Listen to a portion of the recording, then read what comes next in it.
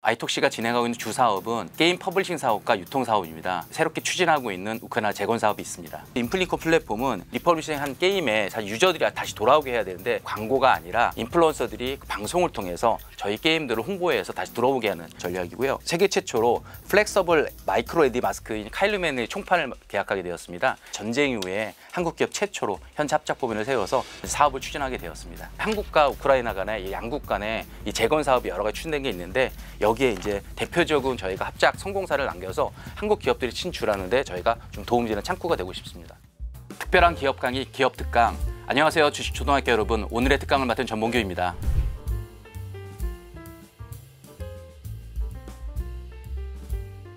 네, 아이톡시는 2000년에 상장한 게임 상장사고요. 그래서 원래는 YD 온라인이 전신이고 좀 잘 나가던 시절이 있었는데 2019년도에 거래 정지되었다가 제가 3년 전에 인수해서 현재 작년 6월에 거래 재개돼서 지금 운영하고 있습니다. 아이톡시가 진행하고 있는 주 사업은 게임 퍼블리싱 사업과 유통 사업입니다. 그리고 새롭게 추진하고 있는 우크라이나 재건 사업이 있습니다. 먼저 저희가 추진하고 있는 주 사업은 게임 사업 분야고요. 원래 게임 사업을 아이톡시라는 회사가 거래 정지 때 사업을 접었다가 제가 이제 작년에 다시 이제 사업을 갖다가 게임 사업을 퍼블리싱해서 좀 성공을 해가지고 지금 거래가 되게 되었고요.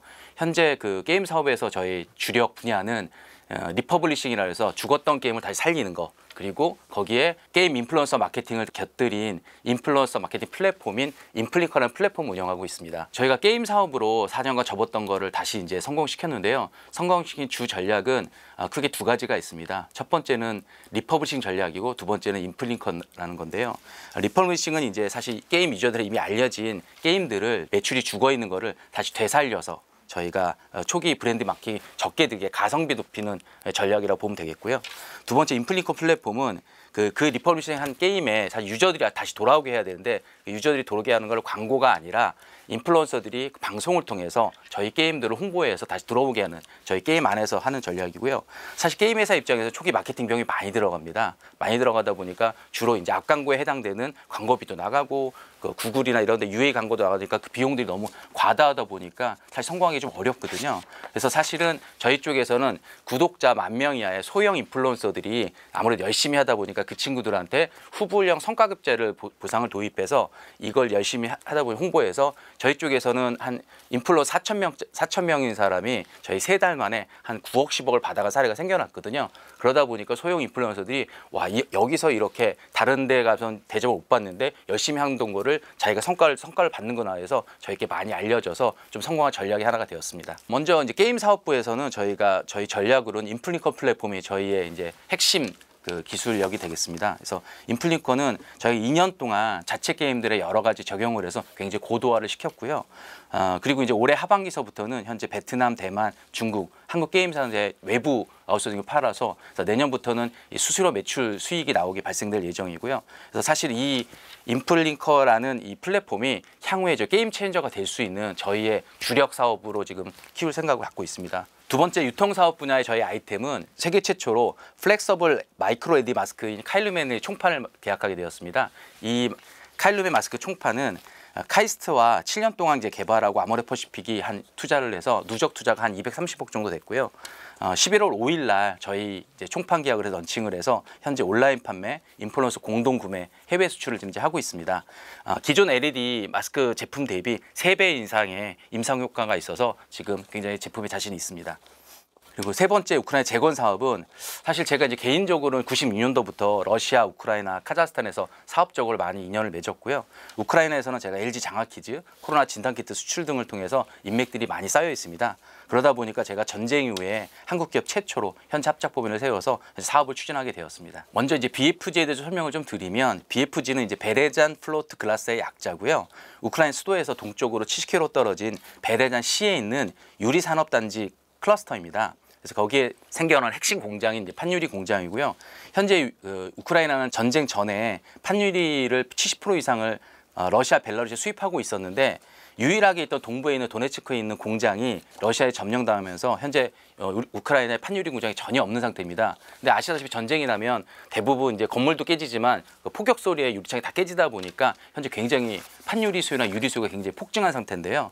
현재 전쟁 피해로 너무 수요는 폭증하고 있는데 유리는 없다 보니까 근처 나라인 폴란드, 체코, 터키 등에서 100% 수입하고 있습니다. 그래서 기존에 수입한 것 대비 보통 국내 가격보다 20, 30% 굉장히 비싼 가격에 거래가 되고 있다 보니까 우크라이나 정부에서는 이 전쟁 피해 복구에 5대 핵심 원자재로 선정한 게 이 아이템이 들어가 있고요. 그러다 보니까 정부에서도 이 판유리 공장에서 적극적으로 지원을 하고 있어서 전쟁 난 2월 24일 이후에 하반기서부터 이걸 굉장히 추진을 하고 있었습니다. 그래서 우크라이나 이제 경제부 재경부에서 여러 가지 지리적 위치나 원자재 공급, 전기, 가스, 도로철도 등 여러 가지 이제 고려해서 가장 이제 적적한 데를 이제 베레잔시를 책정했는데요. 이 베레잔시가 가스 철도 등 핵심 요지에 해당되다 보니까 지금까지 전쟁 폭격을 한 번도 안 맞은 곳입니다. 그러다 보니까 가장 요충 지위에 해당되니까 여기를 선정해서 국가에 지원하고 있습니다. 예, 우크라이나 재건 사업은 사실 이제 건설이 주가 될 수밖에 없고요. 근데 건설하는 시공 이외에는 건설 원자재가 특히 중요합니다. 그래서 저희는 우크라이나 재건 사업에 건설 원자재의 대표적인 회사가 되고 싶은 게 이제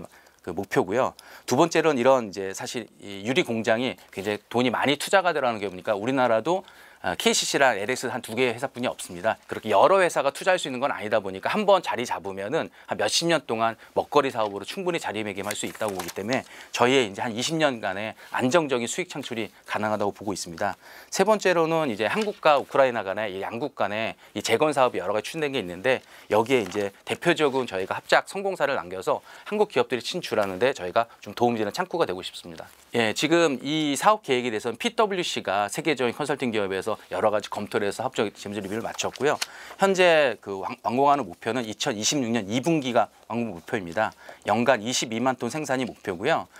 우크라이나의 지금 판유리 수입 물량이 연간 한 30만 톤 정도에서 1억 5천만 불 수입하고 있는데요.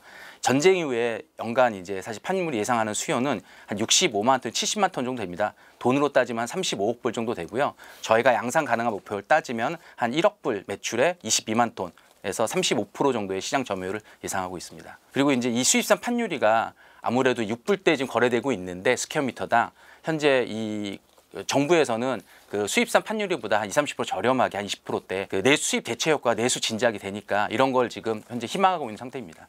사실 이제 그 우크라이나는 유럽에서 가장 이제 부정부패가 심하고 거의 4년 가까이 2년은 코로나 때문에 2년은 전쟁 때문에 어떤 거래가 많이 없었고 사실 힘듭니다. 그래서 사실 정상적으로 신뢰할 현지 파트너 찾는 게 굉장히 어려운 편인데 저희는 이제 코로나 때 제가 이제 진단 키트를 한 50개 나라에 한 2천만 불 수출한 이제 저희가 실력을 갖고 있는데 그때 당시에 우크라이나, 폴란드 정부에 직접 수출했습니다. 특히 우크라이나 같은 경우는 전세기를 저한테 5번 정도 보낼 정도로 진단키트, 의료기기, 뭐 여러 가지 제품들을 제가 한 2년간 우크라이나 대통령 비서실에 있는 경제담당 고문하고 계속 커레스를 하면서 합작을 결심하게 되었던 것입니다. 두 번째 이제 사실 전쟁 중이라서 굉장히 출장하고 이런 게 가는 게 굉장히 어렵습니다. 대면 미팅이 어렵고 왜냐하면 지금 현재 우크라이나는 여행 제한 국가입니다. 그래서 예외적 여권 사용을 허가를 맡아야 되고 거의 한 2달 전에 신청을 하면은 겨우 허가가 나올까 말까 하고 한 달에 30명 이내로 출장을 제한하고 있거든요. 그래서 오고 가는 게 되게 힘들다 보니까 현실적으로 저희가 현지에 가 사업을 추진하기 어려우니까 현지 법인을 설립해서 현지 직원들이 그 지분을 가지고 있는 직원들이 열심히 뛰어다니게 하는 게 목표여서 현지 법인을 설립하게 되었고요. 세 번째로는 이제 사실은 현지 여러 가지 프로젝트나 뭘 할래도 정보를 찾기가 굉장히 어렵습니다. 그러다 보니까 저희가 지금 합작한 파트너들이 다 중앙정부, 지방정부에 있는 공무원들입니다. 그래서 지금 7명의 직원들이 영어를 잘하는 공무원들이 와서 저희가 이런 현지 굉장히 중요한 민간에 있는 정보들을 잘 취합해서 저한테 제공을 하고 있습니다.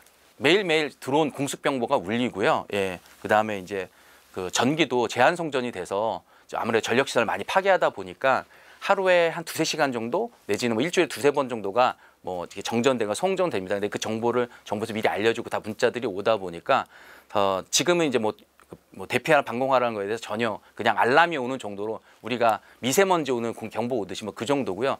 대부분 이제 방공망에서 요격이 되다 보니까 현지 주민들은 그냥 일상생활 일반적으로 다 하고 있습니다. 사업도 하고 있고. 판유리는 경쟁사가 없죠.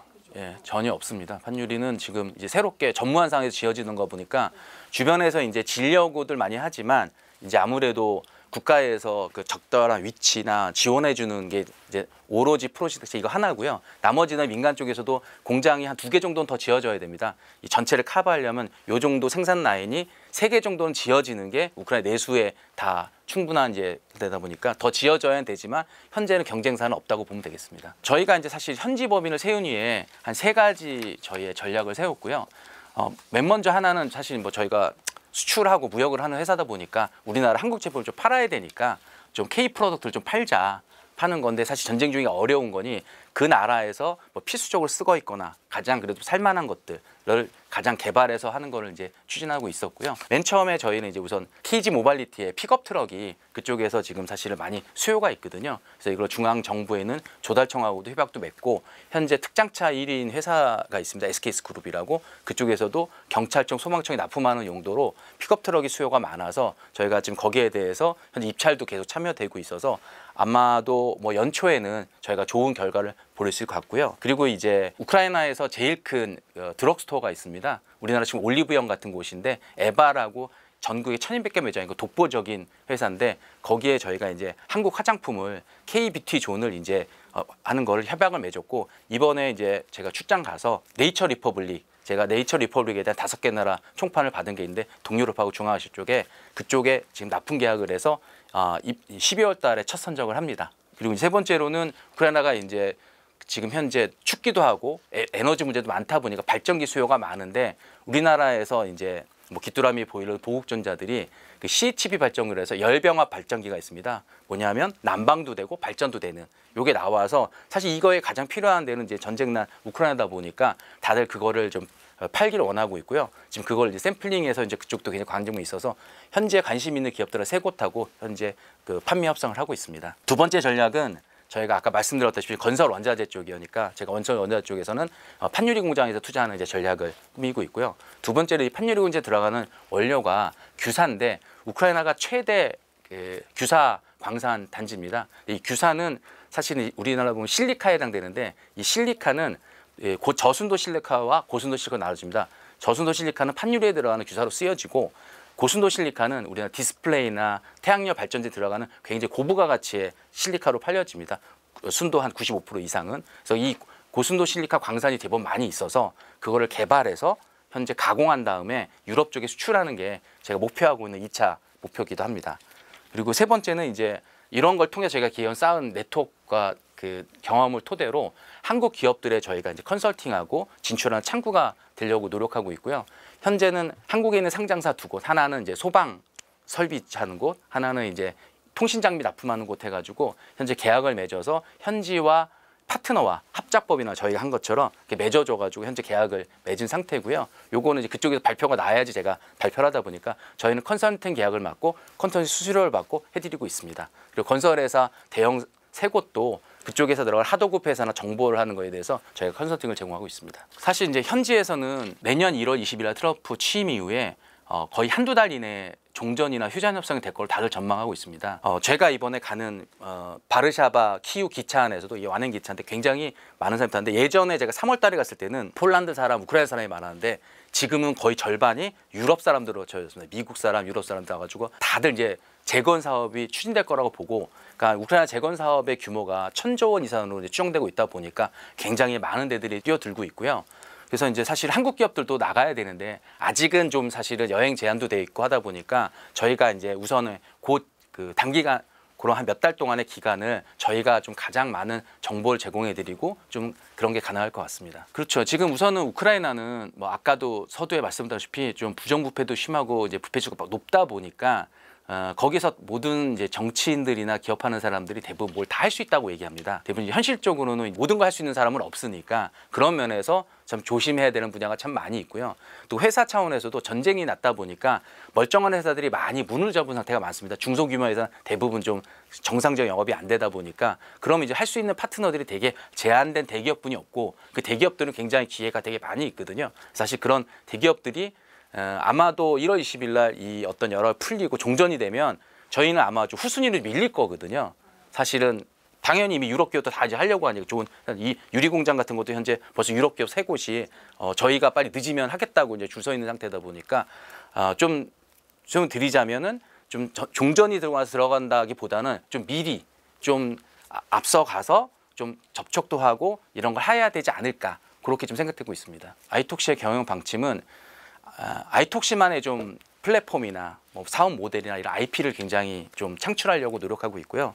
두 번째로는 사실은 업계 체인저가 될 수 있는 어떤 사업 모델을 좀 개발하고 싶습니다. 이게 저희의 이제 경영 방침입니다. 목표는 저희가 게임 사업부가 주사업이니까 게임 분야에서 10대 게임 회사가 되는 게 첫 번째 목표고요. 그리고 이 게임 마케팅 플랫폼인 이 인플링커를 이제 글로벌 플랫폼으로 이제 안착시키는 게 목표입니다. 두 번째 이제 우크라이나 재건 사업에서는 우크라이나 유일의 이제 판유리 공장이 이제 성공하길 바라고 그 성공한 걸 토대로 또 고순도 실리카 아까 말씀드린 광산도 개발해서 성공을 원하고요. 이런 게 다 안전적으로 이루어졌을 때 시총 3천억에 돼서 증권사의 스몰캡 편입이 가능한 종목이 되는 게 저희 목표입니다.